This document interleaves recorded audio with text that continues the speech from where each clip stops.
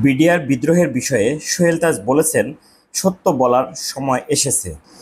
বাংলাদেশের ইতিহাসে ভয়ঙ্কর কালো দিন 25শে ফেব্রুয়ারি 2009 সালের এই দিনে ঢাকার পিলখানায় বিডিআর সদর দফতরে নারকীয় হত্যাযজ্ঞে মেতে উঠেছিল কিছু বিপথগামী সৈনিক। তাদের সেই উন্মত্ততার শিকার হয়ে প্রাণ হারান তৎকালীন মহাপরিচালক মেজর জেনারেল শাকিল আহমেদ সহ 57 জন সেনা কর্মকর্তা। এছাড়া নারী ও শিশুসহ আরও 17 জন নিহত হন। সেদিনের সেই ঘটনা শুধু বাংলাদেশের মানুষের বিবেককেই নাড়া দেয়নি, বিশ্ববাসীর বিবেককেও নাড়া দিয়েছিল।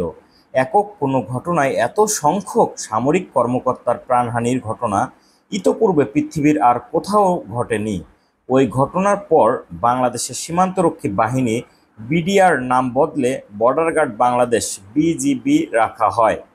সাবেক স্বরাষ্ট্র প্রতিমন্ত্রী ও বাংলাদেশের প্রথম প্রধানমন্ত্রী তাজউদ্দিন আহমেদের ছেলে সোহেল তাজ বলেছেন, সত্য বলার সময় এসেছে।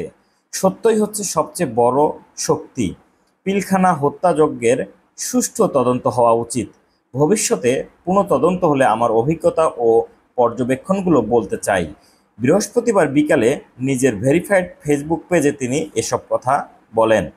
সোহেল তাজ লিখেছেন, সত্য বলার সময় এসেছে। সত্যই হচ্ছে সবচেয়ে বড় শক্তি। একজন মানুষের সবচেয়ে বড় সম্বল হচ্ছে তার আত্মসম্মান আর মর্যাদা, এবং সত্যই হচ্ছে সবচেয়ে বড় হাতিয়ার আর ঢাল। বিডিআর বিদ্রোহের সময় স্বরাষ্ট্রমন্ত্রী ছিলেন সাহারা খাতুন আর স্বরাষ্ট্র প্রতিমন্ত্রী ছিলেন সোহেল তাজ। অভিযোগ ওঠে, পিলখানা ট্র্যাজেডির ঘটনায় পরিকল্পনায় যুক্ত ছিলেন সোহেল তাজও, যদিও সোহেল তাজের পক্ষ থেকে দাবি করা হয় ঘটনার সময় তিনি দেশের বাইরে ছিলেন। এ অভিযোগের বিষয়ে আজ 15ই আগস্ট সোহেল তাজ তার ফেসবুক স্ট্যাটাসে লেখেন, আপনারা যারা জেনে না জেনে বা বুঝে না বুঝে কোনো প্রমাণ ছাড়াই আমাকে নিয়ে পিলখানা হত্যাযজ্ঞের সঙ্গে জড়িত থাকার মিথ্যা অপপ্রচার করছেন, তাদের উদ্দেশ্যে বলবো এই কাজটা ঠিক না। আমিও বাংলাদেশের সব বিবেকবান মানুষের মতো হতভম্ব হয়েছিলাম, স্তম্ভিত হয়েছিলাম। আমিও মানসিকভাবে মর্মাহত হয়েছিলাম।